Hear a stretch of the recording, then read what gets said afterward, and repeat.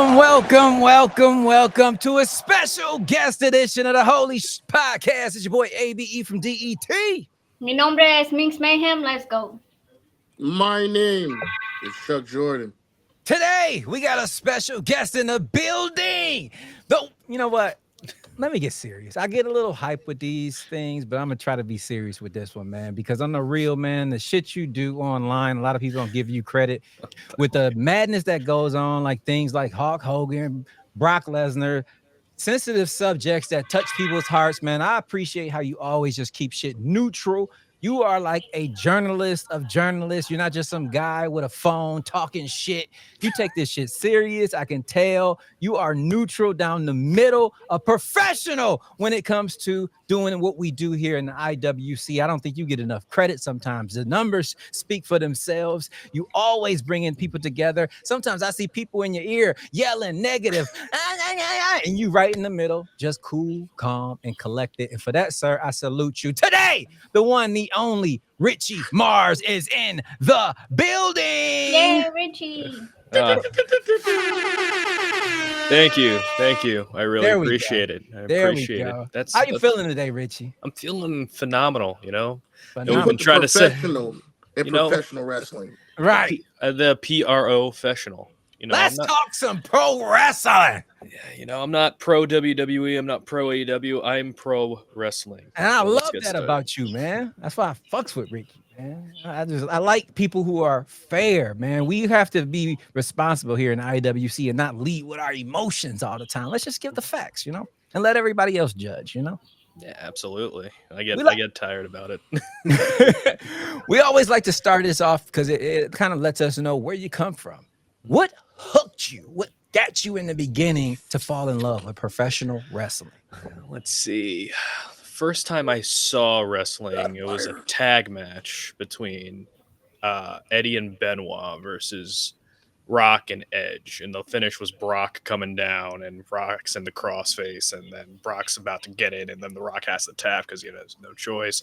And then Hulk smashes Brock with a chair. I'm like, oh, that's pretty dope. But didn't caught on to me right then, but then it was the Kurt versus Brock Iron Man match from SmackDown that really hooked me in, and then it's been consistent ever since. WWE, TNA, AEW, the ROH, the Independents, all of that. Try to get as much wrestling content in my brain as possible. Man, that's a great way to get into it. But now, what got you into content creation in the space of the IWC? Originally, I started doing a podcast. I still have the podcast Wrestling Retold and Relived with Richie Mars. And I always said I didn't want to do a podcast unless I could spin it a little bit, because everyone does like review shows or anything kind of shows. So I'm just like, the concept was I let my guests choose the topic, I research it, and bing, bada, boom. And then we just kind of like free flow for an hour or two. And after that, I'm just like, well, no one's going to listen to a podcast of some schmuck from Long Island, so might as well try to build a personality on top of that. So I had this TikTok page I wasn't really using, so I started commenting more on current stuff that's happening, and then it just kind of like started from there. And I said, I'm like, well, if I'm going to do this right, I got to be as consistent as possible. So I would post like 3 to 5 times a day, trying to get squeaky wheel gets the grease. And just trying to let the algorithm work for me than me just constantly just fighting for attention and just kind of let things naturally happen. If someone was getting into the content creation space, what do you think would be the number one advice that you would give them? Don't. I said the same shit, man. I said the same shit. But if you're really looking forward to it, it's just consistency is the biggest thing.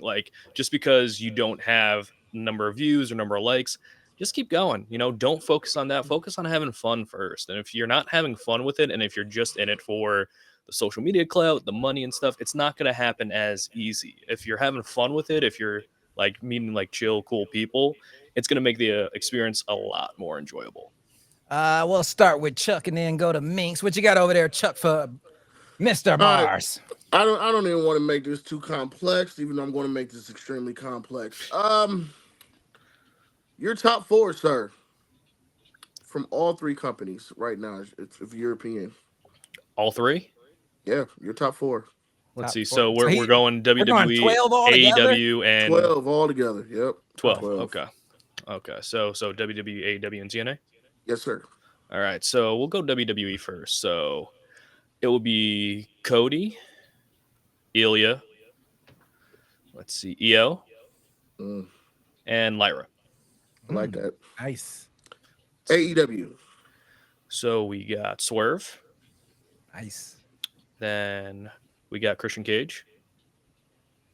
We got, let's see, Tony. And then trying to think who else. We'll go Deanna. All right. I like And it. and last but not least, TNA. All right. So we got Joe Hendry. Oh God. He believes, Abe. He believes. Let's see, Joe. We got Mustafa. Good one. Got Ash by Elegance. Great pick. And last but certainly not least, we got Masha. Ooh, Masha, slam a bitch. Y'all heard it from the genius right there. If you're looking into those brands, those are the 4 people to watch for each one. Definitely. Miinx Mayhem, what you got over there for Richie Mars?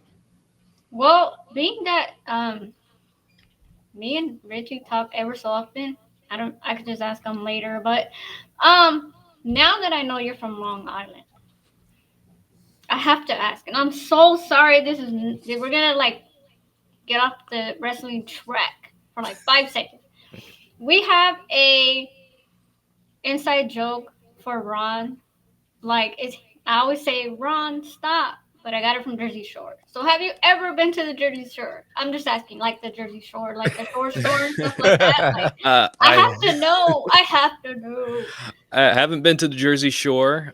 They did open up a shore store by me, but I didn't go. And just off topic, season 2 is the best season. Gotcha.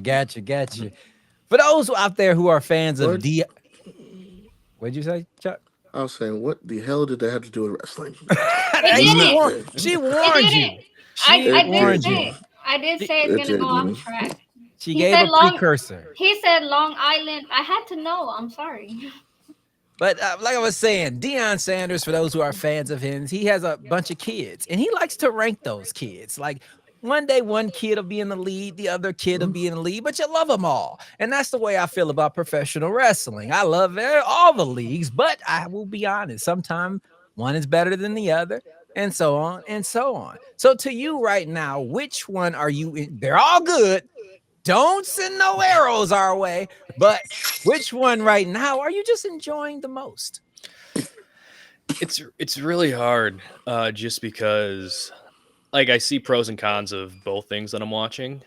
I will say I am enjoying just the ambiance that AEW's been going, just because I always like when a company has its back against the wall when certain people are out of action. Like you have Ospreay out of action, Swerve out of action. Kenny is not in the prominent position that he was in the beginning. So we're going through a very big transitional phase within AEW. With WWE, you know who's going to be on top. You know, you have Cody, Roman, Seth, Punk. And with women, Rhea, Io, you know, it's already kind of like set in stone to the point where I think people are already saying it's like, all right, what's happening at Mania? For AEW, the future is less clear on what the direction is. I think the farthest out I could think of would probably be Kazuchika Okada versus Kinose Takeshita later down the line. Like that's the furthest I could think of, but it's just a giant question mark, and that's really exciting when it's like I don't really know what's going to happen, so to speak, with AEW. I think that's what I like about AEW the most too. It's like that's the only one that can surprise me. Everything else I kind of could see coming. Mm-hmm. And predictability is never bad. Not at all. And I think a lot of people get that confused where it's like, oh, I saw it coming. That means like no surprises. That means it's bad. It's really not. It's how the story's written. Like in Avengers Endgame, I knew all the heroes were going to come back, but it's how they get back that I want to know. Chuck, I want to get a little messy. You said something about pros and cons of each company. Mm-hmm. Can we know what those pros and companies, from your professional opinion, are of each company? Yeah, I'll go with. Do you have a company you want me to go with first, or either? Or? TNA first. Let's go. Let's go. TNA to TNA, AEW, WWE. All right, so Because TNA, WWE is a shit show. so TNA, definitely like the perception wise, they're riding that wave of nostalgia with TNA. I was at the Slammiversary show in UBS Arena, and everybody was pretty hype. You know what I mean? Where it's like ages coming back, boom, everybody was like on its feet. It's like I never felt energy like that in a while. Like the last time I felt energy like that prior to then was like the John Cena Royal Rumble surprise in 2008 when I was in the building, and then the one before, and then the one after that was the Osprey Swerve match I was in the building for in the same arena too. So perception wise, the Pro and TNA is definitely like they're definitely leaning on, hey, we're gaining more traction, we're attracting more viewership because of this WWE partnership, which is great. The cons are I'm not even sure if TNA really knows what it is at this point. It is connected to WWE, which is a tremendous benefactor, as we saw previously, but I don't know what TNA is in this day and age, because TNA was always chasing WWE, trying to be, WWE light instead of being its own thing, and that's the biggest hindrance. I'm not sure what TNA is because it's seeming like everybody is going to have that smooth transition, and TNA's okay with that, and that's the thing where people are like, "Oh, WWE's taking advantage of this TNA partnership." TNA's allowing it to happen, so I don't think we should just fault WWE on it. TNA is just very happy, just coming along for the ride, and I think that's the biggest detriment for it. Yeah, definitely.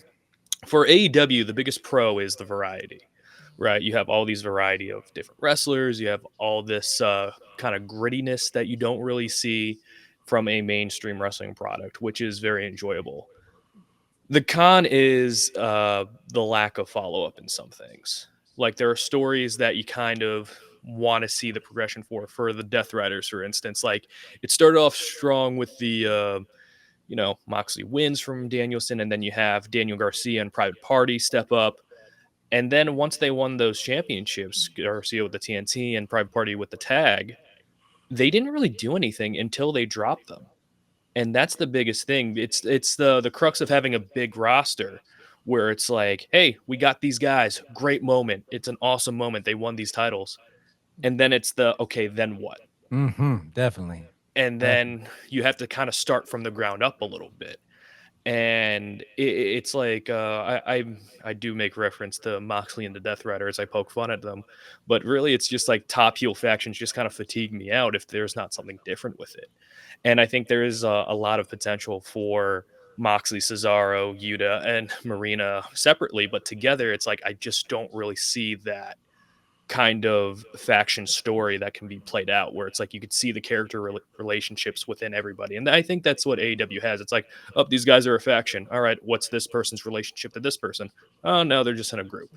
Yeah. Which could be fine, but it's like you kind of want to explore that a little bit more. Like with the Ops, you had Samoa Joe, you had Hook, and then you had Shibata, and they all had different personalities. Now that's kind of toned down now that Hobbs is in, Hook is out of the Ops apparently. So I think it's like the character relationships I think could be stronger within AEW. Like we could have more of like Hangman and Swerve stories with all these other like guys who aren't on the big or on the top of the card. And I feel like AEW has a lot of potential with all those different relationships if given the opportunity. Definitely. And with WWE, the biggest pro is people feel like stars again. When Vince was in charge, it was John Cena, maybe Randy, maybe Punk, and then everybody else was interchangeable in a way. Now everybody's getting a reaction, whether it's Seth, Roman, Cody, LA Knight, Rhea Ripley, Io Sky, Jey Uso. Everybody is getting a reaction, whether they're doing something a lot or a little.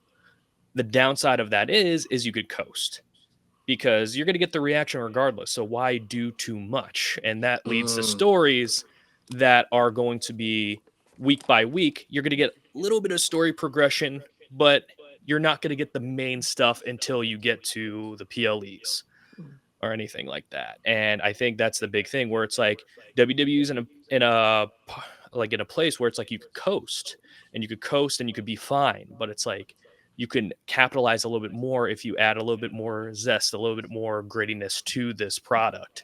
And I feel like everybody's doing fine, but it's like we should be doing more than fine. But this is just the day and age where it's like, okay, this guy's popular. We could coast on that popularity. We don't need to do too much because people are going to be watching regardless. Right. Great points, man. That was a damn good breakdown, man.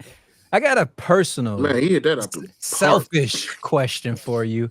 This is just basically for me. I'm gonna ask this question. The way me and you are conversing right now, we're just talking normal. Yeah. But me and you, we kind of got a similar style where when it's time to make the reels, we jazz it up a little bit and get into character. Yeah. But there are times where, I fucking ain't, may not be in the mood to do that shit. But what pushes you through that wall sometimes? Because you're consistent with it. You know what I mean? I see you sometimes, and when I'm like, if Richie can do it, I got to get the hell up too. But what pushes you over to be like, let me do my thing because this is what they're expecting when I show up?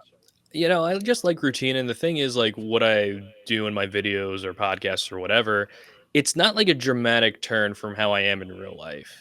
It's like I might be a little bit more sarcastic here and then, like with a line or two in my video, but usually it's just like it's very simple. It's like, all right, here are my thoughts. Here's the topic. You could agree, you could disagree. I'm not going to lose sleep over it. And then I just kind of bounce. Right. Sometimes I'll like talk to comments if there's anything that interests me. But other than that, it's just kind of like I like keeping a consistency. I like keeping schedule, and it's like the more that I'm in the algorithm, the more that the algorithm's going to be nice to me, no matter if it changes or anything like that. And I like my content because it's a little different than what I usually see. It's like a lot of people, do the reactions, the watch along, and it's like for me, it's like that's not my strong suit. I like my reaction while I'm watching a show. It's like, oh, that's cool. Right. It's not really anything to react over. So it's like I'm more of like an editorial commentary kind of style that break down storylines. I'm not going to say this person's a bad wrestler or this person's a good wrestler just because it's like the thing is I'm looking at this from a fan point of view. I can only control so much, and I can't tell someone how to do an athletic move since I've never done it. Right. So it's like I'm just like, here's like the story breakdown. It's like, yeah, it's subjective. You could find it boring, you'd find it entertaining, but this is how I could see it going. This is why I think it's like good. I like this character change, and just kind of like break it apart because like the character and the storyline part is like what I find so interesting because there's all different motivations with it in the professional wrestling world. Like everybody needs a want, everyone needs a goal, and all that's going to be different depending on the story. And that's what I really enjoy about professional wrestling is because people do have different opinions and people do have different takes. And I do like learning other people's perspectives because maybe like they have something that I haven't seen. And then I'm like, oh, that's interesting how you see that. And then it opens up my worldview of it more. So it's like, it's all just for the love of the game and trying to learn because it's like they always say, if you're not learning, you're losing. Exactly. Facts. Question for you. Mm-hmm. Since you said something about stories, you really enjoy the stories. Has there ever been a time in wrestling where it just like hit you in the feels? It was like that emotional moment, like you just caught you. A tearjerker, so to say. Is that what you're saying? Oh, I got you. I don't really cry much. It's not even about crying. It's just, no, but like the even feeling like, of it, ooh, damn. When Eddie turned on Ray, that was a big one for my fandom. Like that was a big one because Eddie and Ray were like 1 and 2, like maybe 2 and 3 because Cena was always in there too. So that was like a big one. The Cody finishing the story because Cody was my guy since I saw him in 2007. And I was just like, man, like this whole journey. It's like I was on this whole journey, and that culmination at WrestleMania 40 was just so like epic. It was so great. Cody's my guy too. Yeah. I knew I liked you, Richie. That's my guy. Yeah, and it's just like you get into the journey of it all, and I think the Jericho 2008 character, where he had the suit and tie, I got really attached to because I was just like, oh wow, this is different than what everybody's doing, and Jericho became my favorite for a while after that, just because he was doing something different. And I always like and appreciate when people do something radically different from what's going on. Definitely. Is there a character in one in AEW and one in WWE who you think if they switch spots, they would do well on the opposite brand? Like a character that's doing well in AEW and WWE. No, somebody who's not doing well right now, but if they swapped, they might actually do better on the opposite side.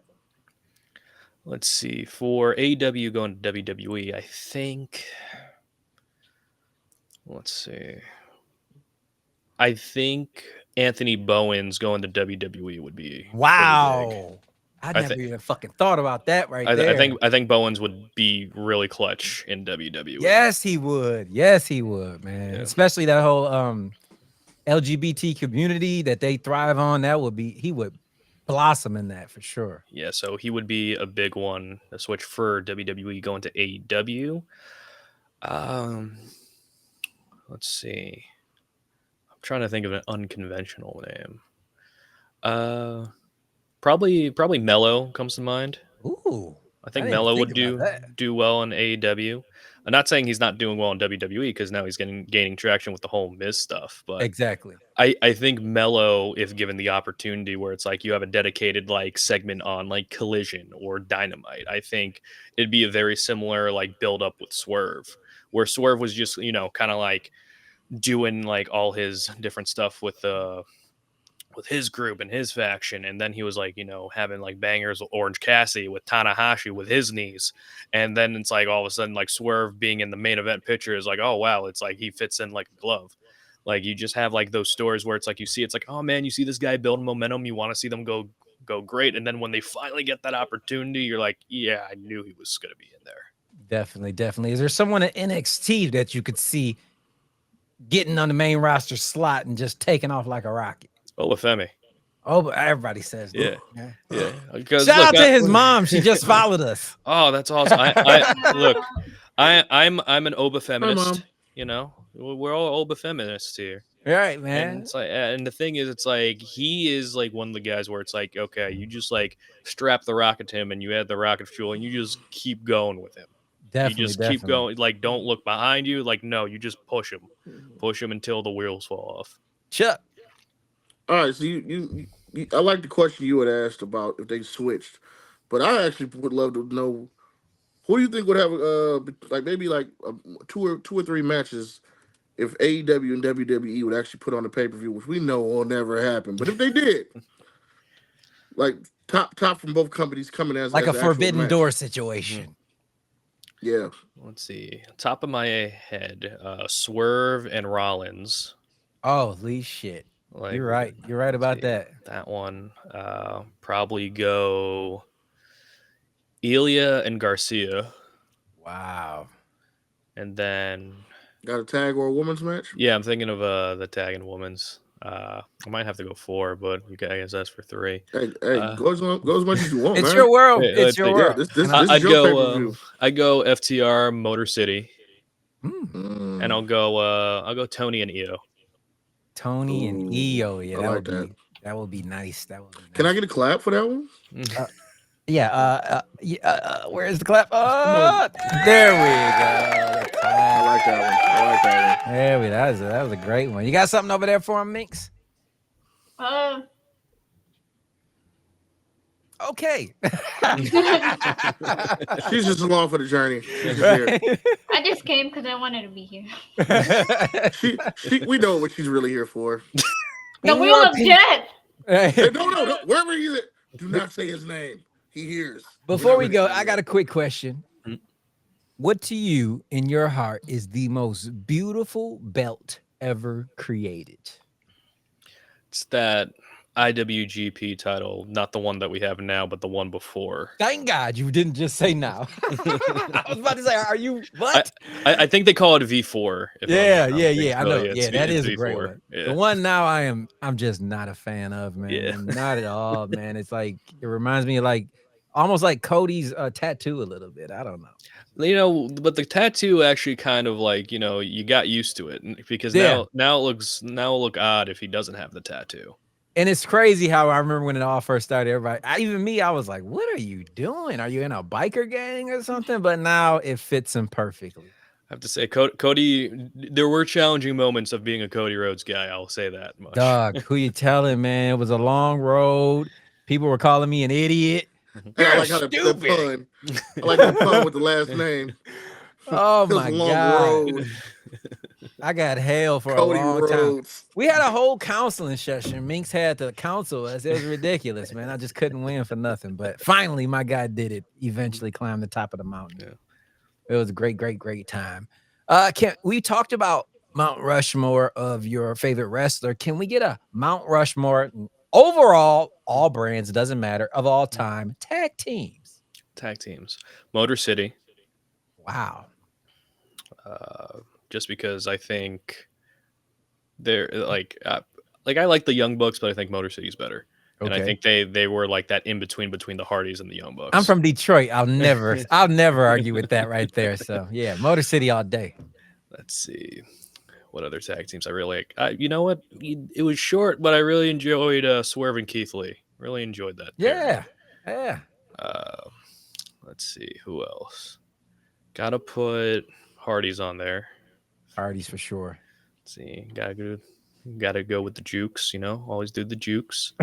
And then let's see, one more tag team. I'll go Beer Money. Beer Money. A lot of people sleep on Beer Money, man. I wish they would have got the run. I wish Bobby Roode would have got a better run in WWE. I know he got injured, but still, I feel like Glorious could have been something on the main roster that could have been incredible, man. I mean, with Bobby Roode, they called him up as a babyface. Yeah. That was almost like the beginning of the end, but he still had like a solid run. U.S. champ. Tag team with Ziggs and Gable. Had that mustache for a while. Second ever 24/7 champion. Yeah, definitely. I want to touch on a little topic that may be a little sensitive for folks, but I just like the way you do your stuff, so I know you're going to call it down the middle. Yeah. Your opinion on the Rajah Jackson situation. How'd you feel when you saw that transpired? I kept it neutral because I didn't talk about it.